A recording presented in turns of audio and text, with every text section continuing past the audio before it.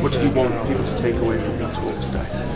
I think it's mainly that the tax transparency arena is in a fast evolving space, that it's still exciting and new, and that there are initiatives still coming up. We have our business as usual project now in the CRS, but even there things are evolving. It's time to have a bit of reflection in terms of where we want to go with the CRS for the future, to make sure that it does what it is supposed to do, which is to combat tax evasion and make sure that tax administrations have transparency on the activities offshore of their taxpayers.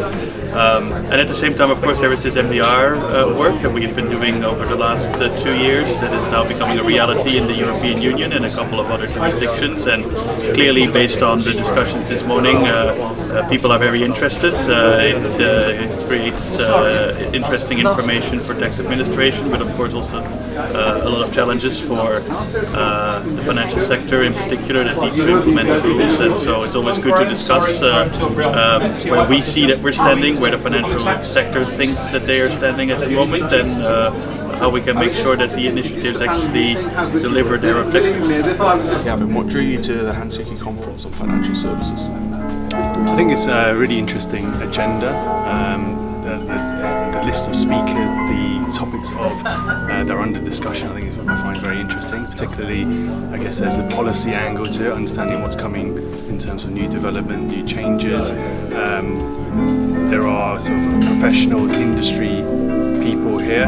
It's always insightful to hear industry comments and industry views. I always find that coming to a conference is not really the topics that are being presented on, it's also the networking opportunities, understanding really what is going on behind the closed doors at organisations, I think is also very valuable. So the breadth and diversity of the group that Hansuki have got together today, I think is a very good mix. What are your expectations ahead of the panel?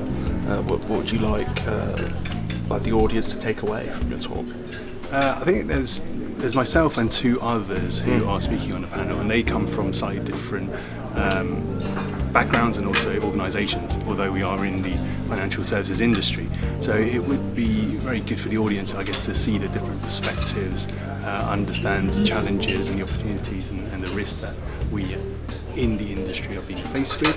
Hopefully that will resonate with various people, possibly highlight things that they have not thought about as yet, and overall, I guess, help evolve the thinking around certain stuff that tax matter. How challenging has it been for your industry, would you say, to prepare for this? It's very challenging when you've got the UK conduct is just finalised. Guidance won't probably be around until mid-December. The regulations become effective Jan 1 next year. And then if there were to be any retrospective reporting back to June 2018, you have to do it by July. So it's a very, very, very tight time frame.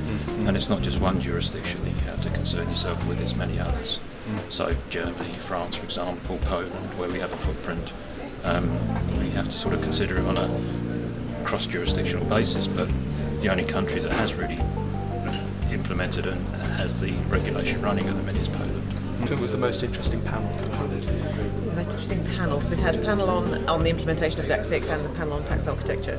I personally found the DAC 6 implementation one most interesting because it's always interesting to hear how people are practically doing things in their organisations rather than the sort of theory of it beforehand. So I find that interesting and I think they were very good. Will you be at next year's conference, do you think?